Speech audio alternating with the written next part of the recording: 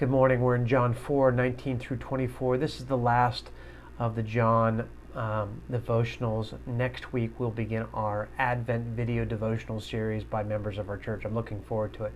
We'll pick this again up in the new year when we'll start with the next passage out of John 4:27. But today, we're in 4:19 through 24. We recall that Jesus is interacting with this woman at the well. He's talked to her about living water. She wants the water. He talks about this living water welling up to eternal life. How can I get this water? He interacts with her and says to her, listen, why don't you go get your husband and bring him back here, and we'll talk about this living water. She says, I don't have a husband. No, that's right. You've had 5, and the man you're now with is not your husband. So he's spoken truth to her. But listen now to her response. The alarm bells are going off in her head. Fight or flight. She decides to flee here through asking him a theological question. Sir, the woman said, I can see that you are a prophet. Our ancestors worship on this mountain, but you Jews claim that the place where we must worship is Jerusalem. Woman, Jesus replied, believe me, a time is coming when you will worship the Father neither on this mountain nor in Jerusalem. You Samaritans worship what you do not know. We worship what we do know, for the salvation is from the Jews. Yet a time is coming and has now come when the true worshipers will worship the Father in the Spirit and in truth, for they are the kind of worshipers the Father seeks. God is Spirit, and his worshipers must worship in the Spirit and in truth. The woman said, I know that Messiah, called Christ, is coming. When he comes, he'll explain everything to us. Then Jesus declared, I, the one who is speaking to you, I am he. Okay, lots going on here.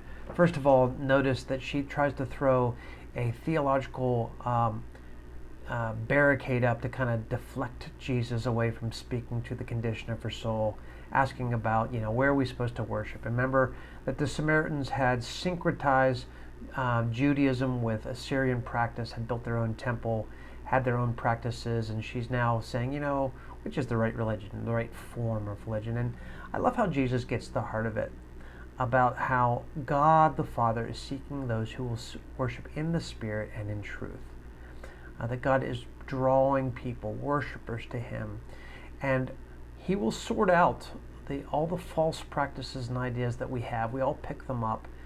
Certainly Jesus is naming here that the Samaritans' form of worship needed to be corrected by the Jewish understanding of who God was. But I love the invitation to worship in the Spirit and in the truth. And then she says to him, well, that might be true, but actually we're waiting for Messiah to sort these things out. And Jesus says, I'm the one. I'm the one who sorts these things out. It reminds me then that really the gift that we've been given is to see and know Christ. The gospel we've heard is a revelation of who Jesus is. And Jesus is the one who explains the deepest matters to us. He's the one who leads us to the Father so that we worship in the Spirit and in the truth. As we enter Advent season, just know that's the gift that God gives us.